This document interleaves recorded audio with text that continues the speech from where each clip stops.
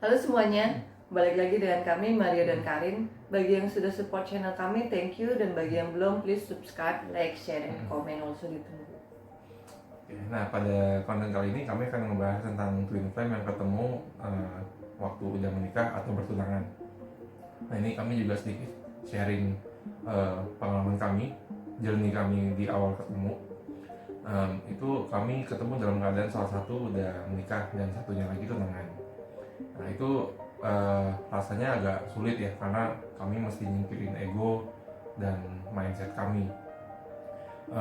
Itu kejadiannya sebelum kita tahu tentang twin flame. Nah, setelah kita tahu tentang twin flame, akhirnya kami pun paham lah mengapa beberapa twin flame itu memilih untuk nggak bersatu. Mereka memilih untuk melepaskannya. Di sini kami akan sedikit kasih gambaran kira-kira apa yang akan kamu rasakan waktu ketemu twin flame dalam keadaan salah satu yang menikah atau tunangan. Ini sesuai pengalaman kami ya.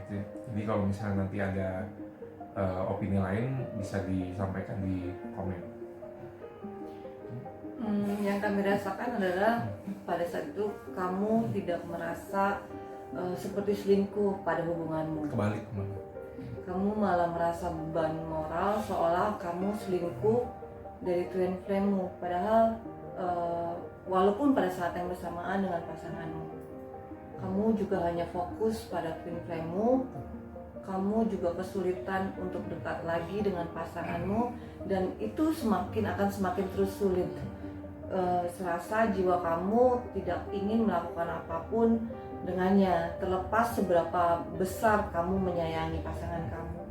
Sebenarnya frekuensinya nggak sama lagi. Kemudian kita merasakan juga pasanganmu tidak bisa lagi menyalakan api cinta yang ada. Kemudian kita perhatikan dan dipastikan perlahan-lahan hubungan pernikahan maupun pertunangan yang ada akan semakin menjadi tidak menarik lagi. Kami merasa like a zombie. Ya, like a zombie. Badannya ada di situ tapi jiwa dan pikirannya kemana-mana. Terus pikiran kita juga akan terus mencoba meyakinkan tentang hukum manusia, hukum sosial, serta konsekuensi yang ada jika pelanggaran itu terjadi. Jadi kita mikirin konsekuensi pelanggaran dari aturan sosial buatan manusia.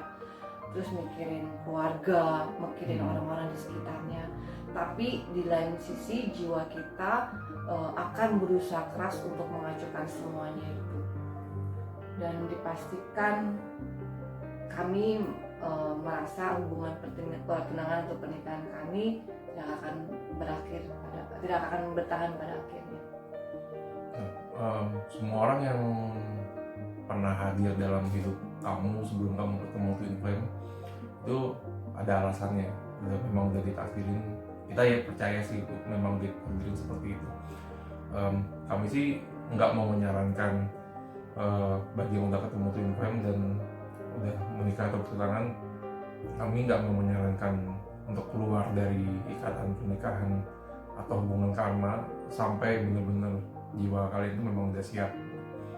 Dan perlu diketahui juga, setiap hubungan yang dijalanin itu bisa dibilang ada kayak kontrak jiwanya lah. Itu yang mesti dipenuhin sampai akhirnya kita dipertemukan ke twin flame. Nah, terus kadang kita bertahan karena lebih ngedengerin atau nurutin keinginan orang lain gitu, orang terdekat, biasa keluarga sih. Itu dengan alasan kebaikan bersama gitu. Tapi perlu diingat yang utama itu adalah kebahagiaan jiwa kita sendiri sebenarnya, karena pada akhirnya kita sendiri yang ngejalanin baik itu kebahagiaannya maupun konsekuensinya dari pilihan kita itu sendiri. Topik ini sedikit sensitif, jadi inilah apa yang kami rasakan. Tidak menjadi suatu keharusan dan tuntutan atau guidance buat kalian untuk menjalankan ini semua. Seperti yang Mali bilang, in the end jiwa kita sendiri lah yang utama, karena akhirnya kita yang menjalani. Jadi tetap semangat, Jaga kesehatan. kesehatan. Thank you. Bye.